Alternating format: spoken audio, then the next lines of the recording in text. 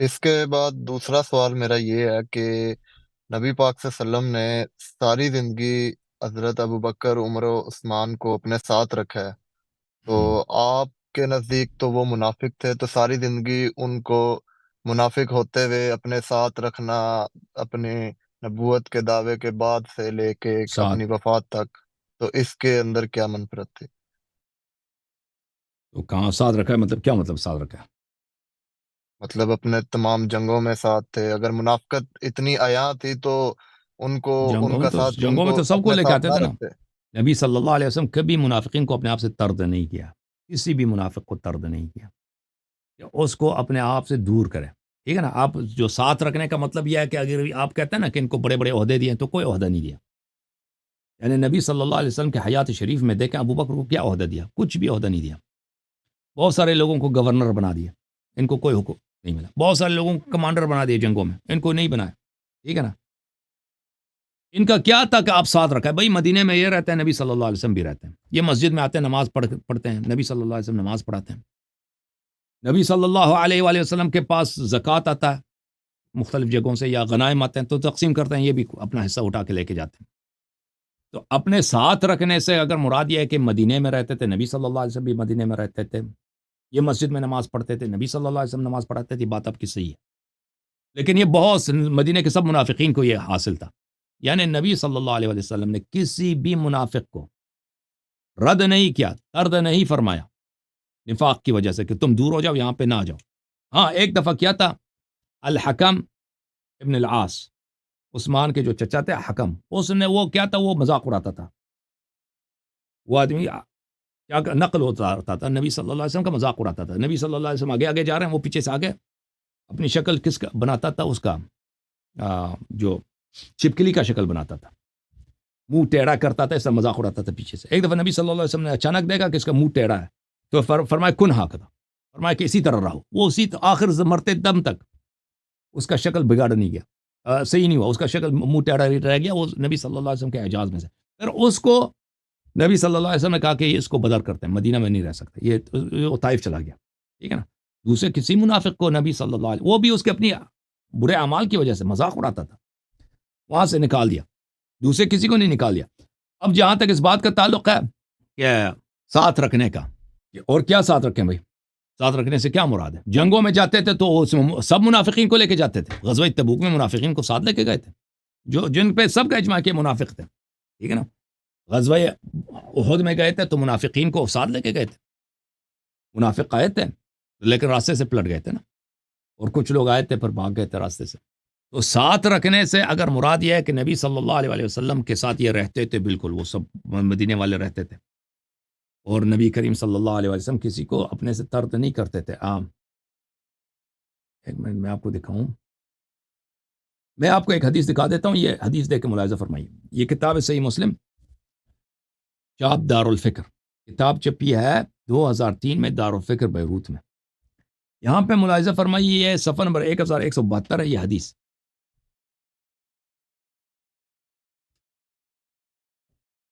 عروہ ابن زبیر روایت کرتے ہیں کہ عبداللہ ابن زبیر نے ایک کہانی اپنے بیٹے کو سنایا. حدیث نمبر ہے 2357. ایک رجل انصار کا تھا اور یہ بھی بدری تھا اصل میں. اس کا جھگڑا ہو گیا زبیر سے، اس بات پر کہ یہ پانی کا حصہ، کہ وہ باغات کو پانی دینے میں ان کا جھگڑا ہو گیا آپس میں کہ پانی پہلے کس نے، اپنے درختوں کو کس نے پانی دینا. تو انصاری نے اس سے کہا، انصار والے نے طلحہ سے کہا کہ پانی کو آنے دو. تو انہوں نے کہا کہ نہیں، پانی پہلے ہمارا حق بنتا ہے، ہم پانی لیتے ہیں. تو دونوں چلے گئے نبی صلی اللہ علیہ وسلم کے پاس اپنا مقدمہ لے کر کہ آپ فیصلہ سنا دیں. تو رسول اللہ صلی اللہ علیہ وسلم نے زبیر سے کہا اسقی یا زبیر ثم ارسل الماء الی جارک. یہ دونوں آپس میں پڑوسی تھے. رسول اللہ صلی اللہ علیہ وسلم نے فرمایا کہ زبیر تم پہلے اپنے درختوں کو پانی دے دو، پھر پانی کا راستہ کھول دینا تاکہ آپ کا جو پڑوسی ہے اس کی باری آ جائے. تو اس کو غصہ آیا، انصاری کو غصہ آیا، وہ جو صحابی تھا. اس نے کہا یا رسول اللہ ان کان ابن عمتک. اس نے کہا یا رسول اللہ یہ آپ کے کزن جو ہے نا، کزن ہونے کی وجہ سے اس نے صرف اتنا کہا یہ آپ کے کزن ہے، یعنی آپ نے پہلے باری اس کو دیا، مجھے نہیں دیا، یہ آپ کے کزن ہے اسی لیے. اچھا تو یہ، اچھا یہ ایک طرح سے اتنے گالی بھی نہیں ہے، بس ایک عدم رضایت ہے، ایک اعتراض ہے. فتلون وجه نبی اللہ صلی اللہ علیہ وسلم، رسول پاک صلی اللہ علیہ وسلم کا چہرہ کا رخ بدل گیا، غضب کیا. اچھا عرض یہ ہے کہ اس کے متعلق دیکھ کے علماء کیا کہتے ہیں. یہ کتاب ہے صحیح مسلم بشرح النووی، مجلد نمبر 8، شاب دار الفکر، جز خامس عشر. یہاں پر اسی حدیث کو نقل کرنے کے بعد نووی صاحب شرح میں کیا فرماتے ہیں. قال العلماء، علماء کا موقف یہ ہے، ولو صدر مثل هذا الكلام الذي تكلم به الانصاری اليوم من انسان، اگر یہی بات جو اس انصاری نے اس وقت کہا تھا آج کے دن کسی انسان سے صادر ہو جائے، یعنی اس کا مقصد یہ ہے کہ نبی کریم صلی اللہ علیہ وسلم نے رشتہ داری کی وجہ سے انصاف نہیں کیا، رشتہ داری کی وجہ سے انہوں نے غلط فیصلہ سنا دیا، یعنی بے انصافی کیا. کان کفرا، یہ کفر ہے. وجرت علی قائلہ احکام المرتدین، اور اس کا بولنے والے پہ کیا ہوگا، مرتد کے احکام جاری ہوں گے. فیجب قتلہ، اور اس کو قتل بھی کریں گے.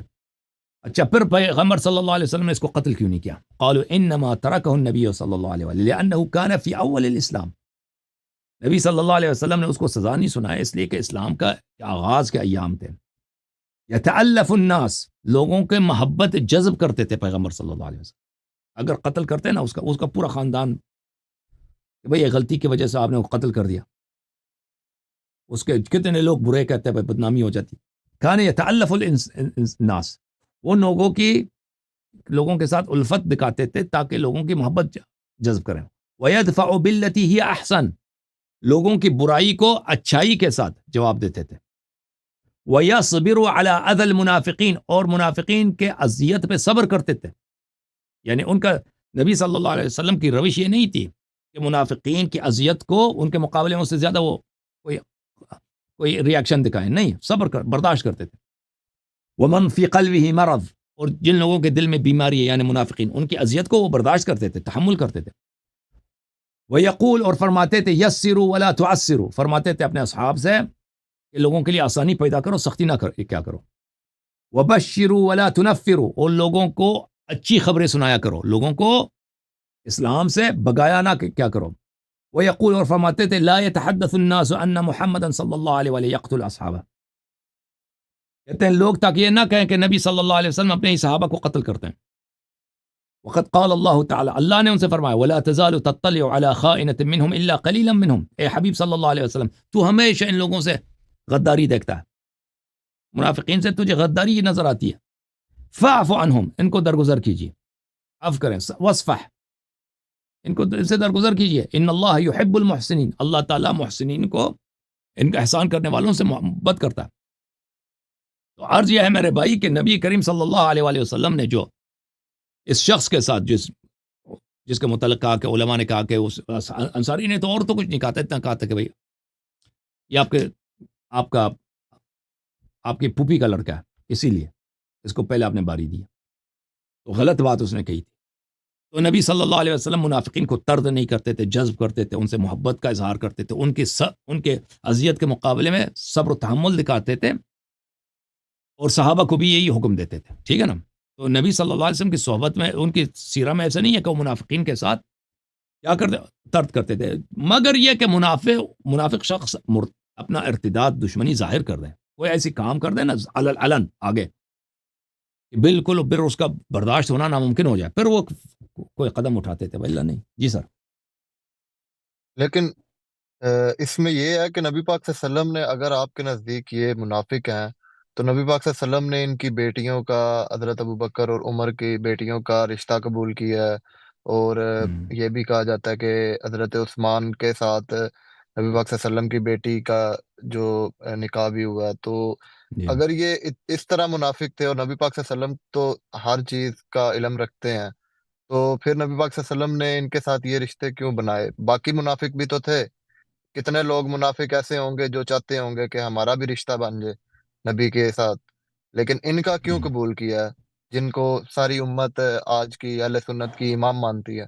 جی تو نبی کریم صلی اللہ علیہ وآلہ وسلم کے بہت سارے شادیاں تھیں نا، 15 شادی تھی ان کی، ٹھیک ہے نا، ایک دو تو نہیں تھی، ہوں، ٹھیک ہے نا. اپنے ہوں، دشمنوں کے بیٹیوں سے انہوں نے شادی کی. دیکھیں ام حبیبہ سے رسول اللہ صلی اللہ علیہ وسلم نے جب شادی کی ہے، وہ احزاب میں لشکر کی تیاری کر رہا تھا. دیکھیں احزاب میں، خندق میں، وہ خندق کی لڑائی کس لیے ہوئی ہے؟ اس لیے ہوئی کہ وہ ایک دفعہ صفایا کر دیں مسلمین کا. وہ سب لشکر لے کے آئے تھے نا، اس لیے نہیں کہ بھائی ایک جنگ ہو جائے ہم واپس چلے جائیں گے، اس لیے آئے تھے کہ وہ ایراڈیکیٹ کریں مسلمین کو. یعنی کیا کریں؟ یعنی بالکل جینوسائڈ کرتے ہیں، سب لوگوں کو قتل کریں. تو انہوں نے اپنے دشمنوں کی بیٹیوں سے شادی فرمائی ہے رسول اللہ صلی اللہ علیہ وآلہ وسلم، کیونکہ ان کی پوزیشن بہت سخت. اب آپ سمجھتے ہیں نا، ایسے آپ کے ذہن میں ہوگا کہ وہ تو بھائی راحت میں تھے، آرام تھے. نہیں، نبی صلی اللہ علیہ وآلہ وسلم مدینے میں جب ہجرت کر کے آئے نا، جب عائشہ سے پھر حفصہ سے شادی ہوئی ہے، تو وہ زمانہ وہ تھا کہ مسلمان بڑے فقیر تھے. بہت سارے لوگ ایسے تھے ان کو اپنے گھر کا خرچہ ان کے پاس نہیں تھا، تو جب شادی کرتے تھے کسی لڑکی سے، ان کا بوجھ اٹھاتے تھے، ان پہ احسان ہوتا تھا. ایک بات. دوسری بات یہ ہے کہ دیکھیں عرب کے لوگ بڑے وحشی لوگ تھے. یہ کسی کو قتل کرنا ان کے لیے پانی پینے کی طرح آسان تھا. سمجھ میں نا، جو جاہلیت والے عرب تھے مشرکین، وہ وہی اگر کسی کو قتل کریں، اس کو ٹکڑے ٹکڑے کر دیں، ان کے لیے وہ کوئی مسئلہ ہی نہیں ہے. اس کے فیملی کو قتل کریں. تو یہ قبائل جتنے تھے، بہت بڑے زیادہ قبائل تھے عرب میں اس زمانے میں. یہ سب مشرکین، خونخوار، بے رحم اور بڑے غضبناک ہیں. کس پر؟ رسول اللہ صلی اللہ علیہ وسلم پہ. کیوں؟ کہ انہوں نے ہمارے خداؤں کی گستاخی کی ہے. ٹھیک ہے نا، نیا دین لے کے آیا. یہ وہی پیغمبر کیا کہتے تھے؟ پیغمبر کہتے تھے کہ آپ کے خدا باطل ہیں، یہ بتیں کا کوئی فائدہ ہی نہیں ہے. اور آپ کے والدین، آپ جن پہ یہ فخر کرتے تھے کہ ہمارے آبا اجداد، وہ سب جہنمی ہیں، مشرک تھے. تو یہ بھائی پیار کرتے تھے پیغمبر سے صلی اللہ علیہ وسلم سے؟ نہیں. ان کے سب سے بڑا مجرم، مشرکین کے نظر سے اگر آپ دیکھتے ہیں اس زمانے میں، سب سے بڑا مجرم، سب سے بڑا نسجیر بلا ملحد، سب سے بڑا بدعتی، سب سے بڑا مقدسات کا توہین کرنے والا کون ہے؟ رسول اللہ صلی اللہ علیہ وسلم. ہوں، اور یہ مشرکین، یہ ان کا کوئی مورل باؤنڈری نہیں تھا، کوئی اخلاق سے ان کو پابندی تو نہیں تھی. اور نبی صلی اللہ علیہ وسلم ابھی مکے سے جان بچا کر مدینے آئے. ٹھیک ہے نا، مدینے والے سپورٹ نہیں ہے ان کو کہ فل سب مدینے والے ان کے بڑے مخلص ہیں، اس میں کچھ مخلص لوگ ہیں. تو اب نبی صلی اللہ علیہ وسلم کے جو ماننے والے ہیں، دیکھیں یہ بڑے خطرے میں ہیں. اگر کوئی شخص کوئی مسلمان ان کے ہاتھ لگ جاتا ہے کہ یہ تو اسی آدمی کا آدمی ہے نا، یہ تو اسی نبی کا آدمی ہے جو ہمارے ان خداؤں کا گستاخ ہے، اس کا کھال اتارنے میں، اس کو ٹکڑے ٹکڑے کرنے میں ان کو کوئی دیر نہیں لگتی. وہ سمجھ رہے ہیں نا. اور عرب والے پیگن تھے، وحشی قبائل تھے یہ لوگ، اور یہ صدیوں تک وحشی رہے. آپ کے جو عرب کے قبائل تھے نا، اللہ جانتا ہے ناصر خسرو کے سفر نامے میں ادھر لکھا ہے کہ میں عرب میں گیا تھا تو وہاں پہ میں نے اپنی آنکھوں سے دیکھا کہ یہ کتے جیسے لوگ بکری پالتے ہیں، یہ کتے پالتے ہیں. اور اسلام کے 400-500 700 سال بعد، 800 سال بعد، کتے اس کو پھر ذبح کرتے ہیں، اس کو کاٹتے ہیں. جیسے دوسرے لوگ دمبے کا گوشت یا بکری کا گوشت کھاتے ہیں، یہ کتے کا گوشت اسی طرح اس کو موٹا کر کے اس کو کھاتے ہیں. تو اس طرح یہ وحشی قوم تھی. تو اس حالت میں رسول اللہ صلی اللہ علیہ وسلم کی ایک بہت ارجنٹ سچویشن تھی. تو اگر کسی قبیلے کی لڑکی سے وہ شادی کرتے ہیں نا، اس قبیلے کی دشمنی کم ہو جاتی، کیونکہ وہاں پہ قبائل سسٹم تھا. میرے بھائی سن رہے ہیں نا، میرے بھائی ہنس رہے ہیں. جی وہ جی جی قبائل جی، کی سن رہا ہوں قبائل سن رہا سسٹم ہوں. تھی. قبائل اگر آپ کا حلیف بن جاتا ہے تو پھر وہ قبیلے والے آپ کو تنگ نہیں کریں گے، آپ کے خلاف نہیں لڑیں گے، اور آپ کے ماننے والوں کو بھی تنگ نہیں کریں گے. اور آپ جب کسی قبیلے میں شادی کر لیتے ہیں، ایسا ہے کہ آپ اس قبیلے کا ایک فرد بن جاتے ہیں، جب ان کے داماد بن جاتے ہیں اس کا فرد بن جاتے ہیں. ٹھیک ہے نا. تو اس لیے رسول اللہ صلی اللہ علیہ وسلم نے بہت ساری شادیاں کی ہیں، اور یہ شادیاں گھر بنانے کے لیے نہیں تھا،